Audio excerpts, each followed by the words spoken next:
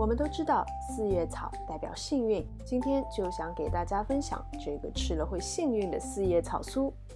先做油皮，把屏幕上方所打出的所有的食材混合拌成团，揉成团以后呢，建议就移到案板上来操作。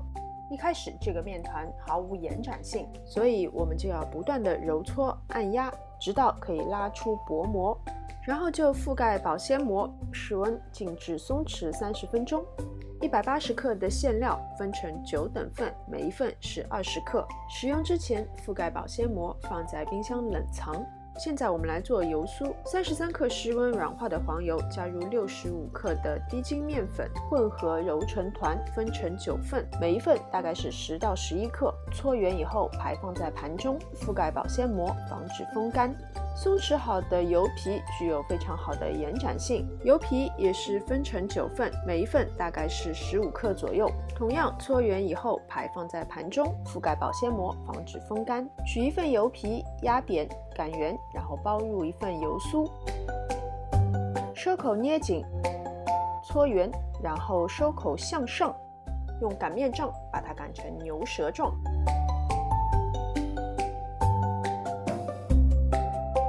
从上至下卷起，覆盖保鲜膜，松弛15分钟。松弛好的饼皮收口向下，擀成长条形。每一次做这样酥皮类的点心呢，我都会告诉大家不要一味的只追求薄，再次由上至下卷起，同样也要松弛15分钟，再继续下面的操作。取一份饼皮，在收口处用拇指从中间压下，再把两头往中间靠拢。如果觉得有需要的话，可以在桌面上先撒少许的面粉防粘。先用手掌把面团略微的压扁，然后再用擀面杖把饼皮擀成圆形，包入一份馅料，收口捏紧，搓圆。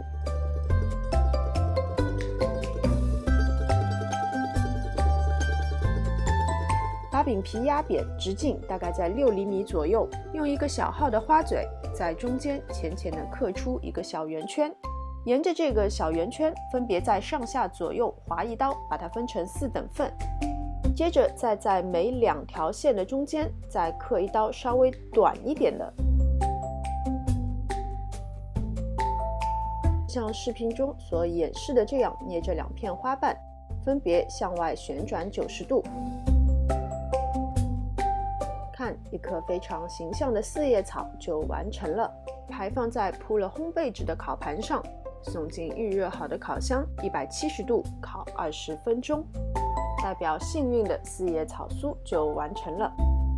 好了，今天的视频就到这边，非常感谢大家的观看。喜欢我的视频，请记得点赞、分享和关注我的频道。我们下次再见。